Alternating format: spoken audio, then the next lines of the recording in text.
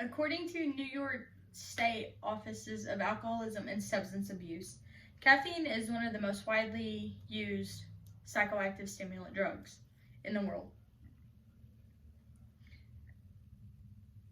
Many people are addicted to different things, whether it be your phone, the gym, alcohol, nicotine, or if you're like me, it's coffee.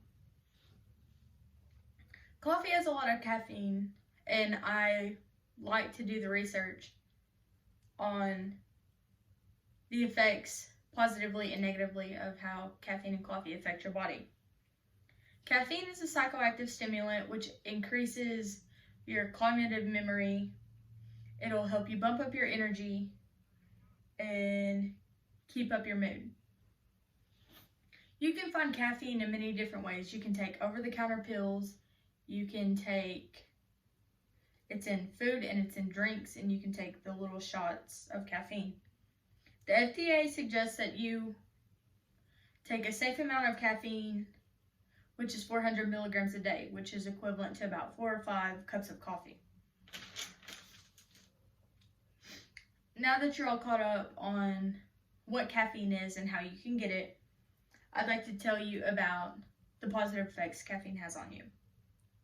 Taking caffeine in moderation can boost your weight loss, your cognitive function, and your alertness.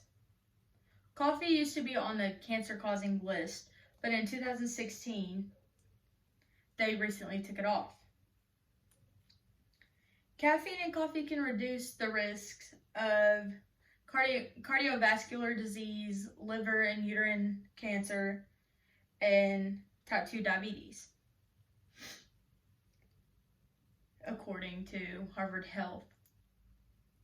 There are, without a doubt, many great benefits, but let's look at a couple of negative effects that caffeine can have on your body. If you have too much caffeine, you may have a few minor side effects, such as it can impair your sleep, which you can lead to insomnia, and you can have anxiety, you can have the jitters, the shakes, and they can either last for a couple hours to a couple days. As caffeine is a very addictive drug, you can get very addicted to it and you can have withdrawal symptoms, such as headaches, fatigue,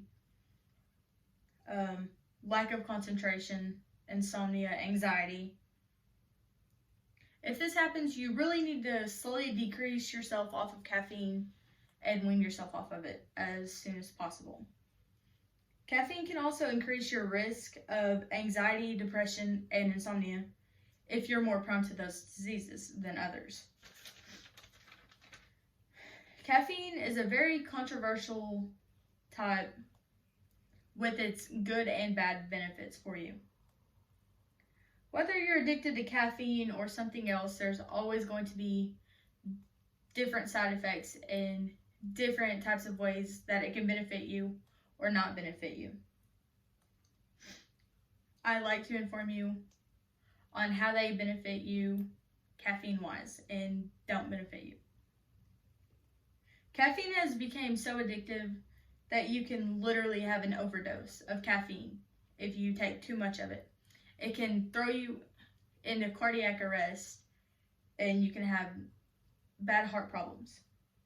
But if you take the recommended dose or under the dose, you can have great weight loss, you can have good memory, and you can use it in a healthy way.